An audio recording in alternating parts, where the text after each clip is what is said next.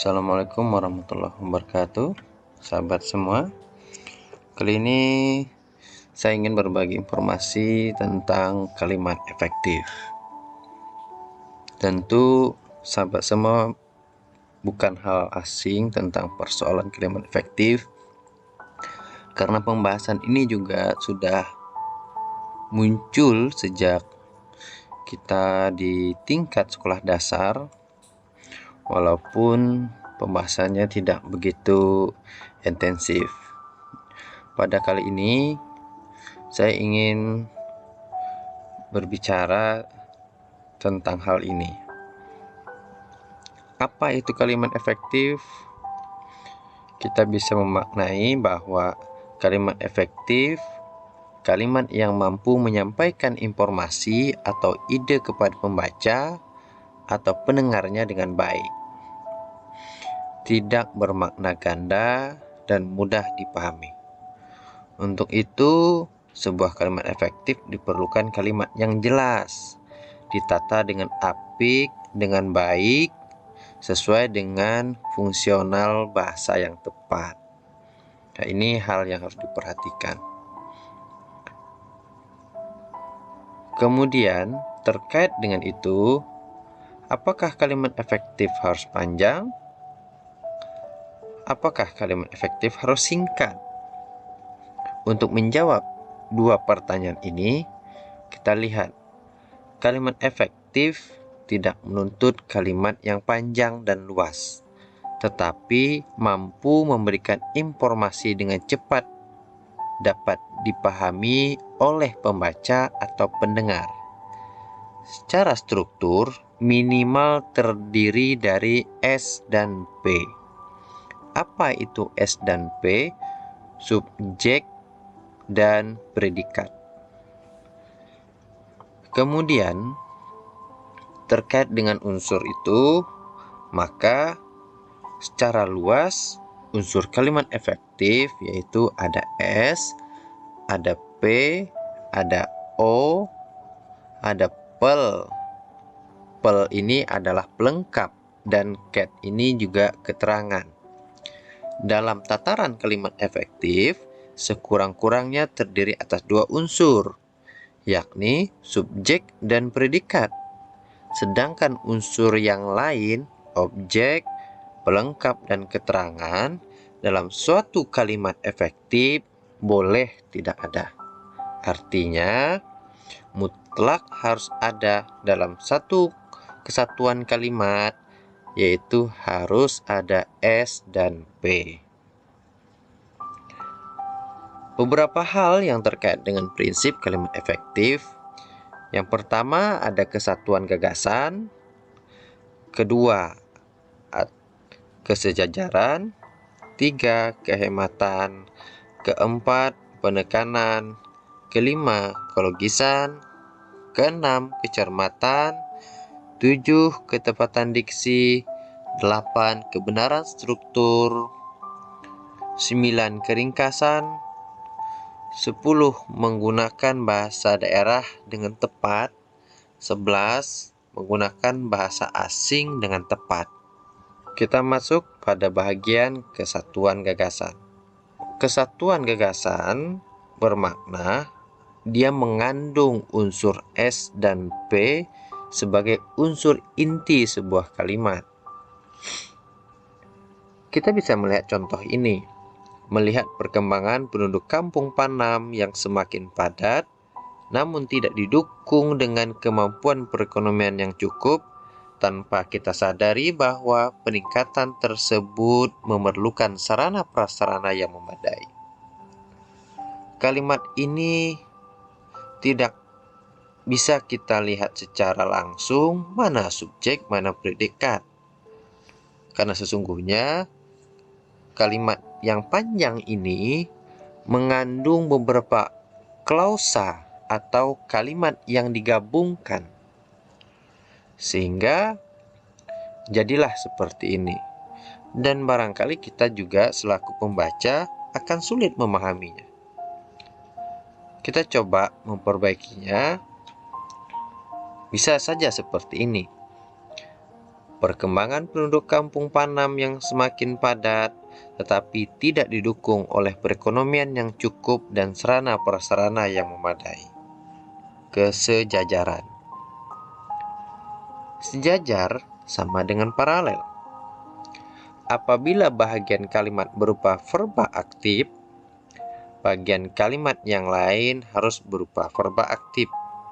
Demikian pula halnya jika satu bagian merupakan verba pasif, bagian lainnya pun harus merupakan verba pasif. Kita lihat contoh. Kakak menolong anak itu dengan memapahnya ke pinggir jalan. Kalimat ini termasuk kalimat aktif, di mana kata kerjanya berimbuhan me. Bisa kita lihat yang bertulis atau bercetak miring. Menolong, kemudian memapahnya. Dalam konteks kesejajaran, kata kerja dalam satu kesatuan kalimat idealnya memiliki struktur yang sama. Jika dia aktif, maka yang lain harus bernuansa aktif. Demikian pula sebaliknya, jika bernuansa pasif, maka yang lainnya juga bernuansa pasif. Misalnya, anak itu ditolong kakak dengan dipapahnya ke pinggir jalan. Kehematan. Hemat dalam pemakaian kata, frasa, atau bentuk lainnya yang dianggap tidak diperlukan. Contohnya, Mira memakai baju warna merah. Kita bisa saja menyebut atau menyatakan atau menulis seperti ini. Mira memakai baju merah, karena merah sudah menunjukkan warna. Sama halnya seperti ini, mendidik anak adalah merupakan tanggung jawab orang tua. Kita bisa saja membuat mendidik anak merupakan tanggung jawab orang tua. Penekanan, yaitu bahagian yang penting ditonjolkan. Ada 3 contoh pada kalimat ini. Yang pertama, harapan kami agar masalah ini dapat kita bicarakan lagi pada kesempatan lain. Pada poin ini, penekanannya adalah harapan terkait dengan masalah yang akan dibicarakan. Kalimat kedua, pada kesempatan lain, kami berharap kita dapat membicarakan lagi masalah ini. Yang ditekankan pada kalimat kedua ini adalah kesempatan terkait dengan pembicaraan masalah. Kalimat ketiga, kita dapat membicarakan lagi masalah ini pada kesempatan lain. Poin yang ditekankan adalah membicarakan terkait dengan masalah itu pada kesempatan lain. 3 kalimat ini merupakan kalimat efektif, namun yang ingin saya ingatkan kembali adalah kita perlu memberikan penekanan pada setiap pernyataan agar orang yang menerima pesan itu tahu maksud yang kita harapkan, sehingga tidak salah tafsir. Kelogisan. Susunan kalimat dianggap logis apabila kalimat itu mengandung makna yang bisa diterima akal dan bermakna sesuai dengan kaidah-kaidah nalar secara umum. Ini merupakan pernyataan umum yang sering kita dengar dalam berbagai kesempatan. Ada pernyataan misalnya, kepada Bapak Ibu, waktu dan tempat kami persilakan.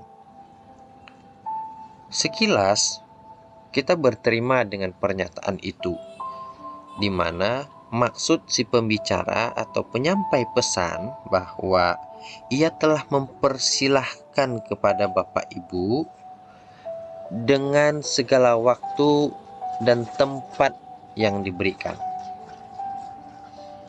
Tetapi persoalannya tidak seperti itu. Ada yang perlu kita garis bawahi yang dapat menghadirkan pernyataan ambigu, yaitu kata waktu dan tempat. Oleh sebab itu, kita bisa menyederhanakan pernyataan ini menjadi kalimat yang efektif.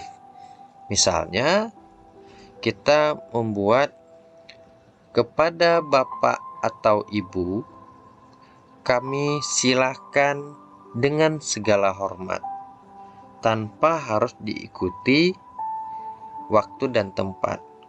Sebab, makna yang bisa dihadirkan atau keambiguan yang muncul adalah yang disilakan itu terkesan waktu dan tempat, bukan Bapak Ibu. Itulah kenapa ketika kita menyampaikan pesan kepada orang atau kepada siapapun, cukup kepada Bapak Ibu kami silakan dengan segala hormat. Kecermatan.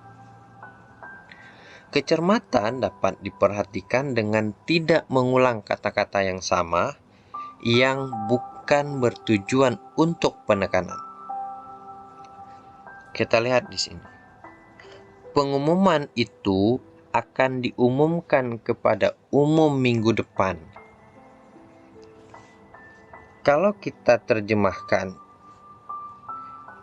tentu kata umum di sini berbeda makna. Namun, ketika itu disampaikan sebuah pernyataan, berpotensi bagi pendengar atau pembaca merasa ragu atau kebingungan. Maka, untuk mengantisipasi ini, kita bisa membuat pengumuman itu akan disampaikan kepada masyarakat minggu depan. Ketepatan diksi. Setiap kata yang digunakan perlu dipilih secara tepat dan cermat sehingga dapat mewakili tujuan, maksud, atau pesan si penulis. Misalnya, Pasar Selasa di Kelurahan Simpang Baru dalam beberapa pekan ini sepi dari kunjungan konsumen. Ini bisa saja kita buat, tetapi akan lebih tepat dengan menggunakan kata pengunjung. Kebenaran struktur. Struktur kata atau bahasa yang tidak benar dapat menimbulkan salah arti dan sulit dipahami.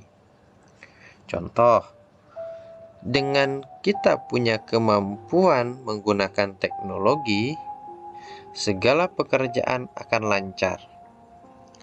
Persoalannya di sini adalah ada pada konjungsi di awal kalimat. Jika kalimat diawali dengan konjungsi, maka kalimat ini berubah menjadi keterangan. Sementara struktur minimal sebuah kalimat efektif adalah S dan P. Untuk itu, agar berubah kalimat ini menjadi tidak lagi kalimat keterangan, maka hilangkan konjungsi dengan. Berbeda halnya kalau misalnya kalimat ini sudah ada pembuka sebelumnya, artinya kalimat ini lanjutan, maka boleh-boleh saja. Seperti halnya ada kalimat penegas atau penyimpul menggunakan konjungsi dengan. Seperti dengan demikian, maka kata dengan boleh, sebab sudah ada pendahulu pernyataan yang berkaitan dengan hal tersebut. Keringkasan. Ringkas dalam artian tidak perlu membuat kalimat yang panjang.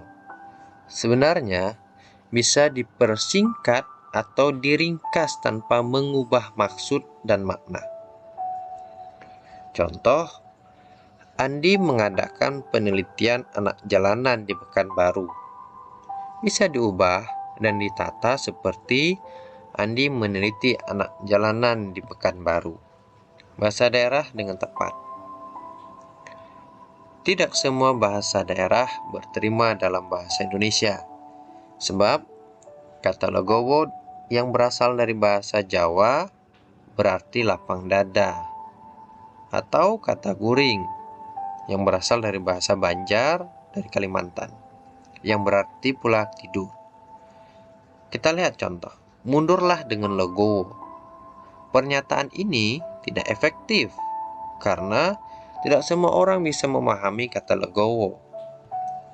Oleh sebab itu, akan lebih baik jika sebuah pernyataan yang kita buat, mundurlah dengan legowo, kemudian beri keterangan legowo itu lapang dada. Dan seterusnya, apabila kalimat itu ada, maka kalimat itu sudah bisa kita kategorikan efektif karena sebelumnya sudah diinformasikan makna legowo itu. Bahasa asing dengan tepat. Secara positif, bahasa asing ini mampu memperkaya bahasa Indonesia. Tentunya setelah disesuaikan dengan ketentuan atau tatanan bahasa Indonesia. Misalnya, para pemuda harus action dalam memajukan bangsa. Kata action yang berasal dari bahasa asing atau bahasa Inggris ini mungkin bukan hal yang baru dan ini sangat familiar. Akan tetapi, ketika sebuah kalimat tunggal yang menggunakan atau mencampurkan bahasa asing tanpa memaknainya, maka kalimat itu tidak efektif. Oleh sebab itu, kita boleh saja menggunakan para pemuda harus ikut serta dalam kurung action dalam memajukan bangsa. Atau para pemuda harus action dalam kurung ikut serta dalam memajukan bangsa.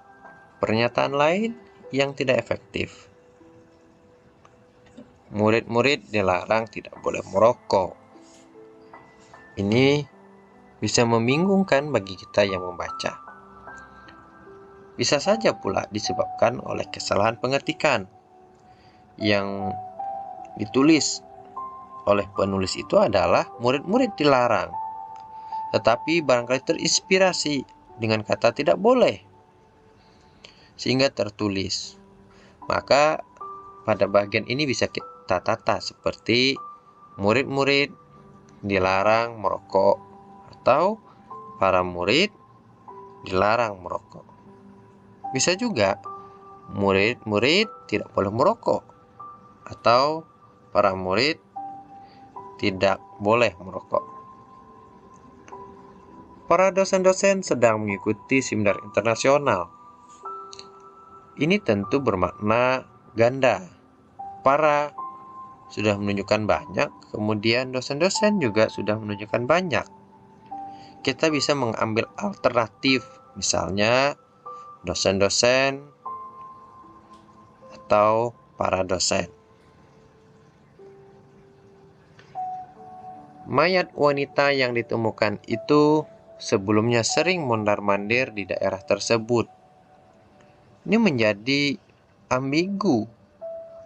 Kalau ditanya siapa yang mondar-mandir, maka jawabannya kembali pada subjek. Mayat wanita. Artinya mayat yang mondar-mandir. Ini sangat tidak logis. Maka kita juga harus berhati-hati ketika menata kalimat sehingga pembacanya juga tidak multitafsir dan tidak kebingungan memaknainya. Sederhana saja kita pisahkan kata mayat dengan wanita, jangan menjadi satu kesatuan sebagai subjek. Misalnya, wanita itu sering mondar-mandir di daerah tersebut sebelum mayatnya ditemukan. Anak dari Pak Joy menjadi camat. Dari cenderung mengilustrasikan sampai, atau jarak. Maka untuk anak dan bapak tidak perlu dipisahkan. Maka cukup anak Pak Joy menjadi camat. Kita harus bisa merubah kebiasaan yang buruk. Pernyataan ini tidak efektif karena ada pemilihan diksi yang tidak tepat, yaitu merubah. Merubah berasal dari kata dasar rubah yang artinya berkaitan dengan hewan. Sementara yang dimaksudkan itu bukan merujuk pada hewan. Di sini yang harus kita cermat. Kata merubah belum baku. Yang bakunya adalah mengubah. Kita harus bisa mengubah kebiasaan yang buruk. Barangkali itu yang bisa kita sharingkan terkait kalimat efektif. Terima kasih atas segala perhatian. Assalamualaikum warahmatullahi wabarakatuh.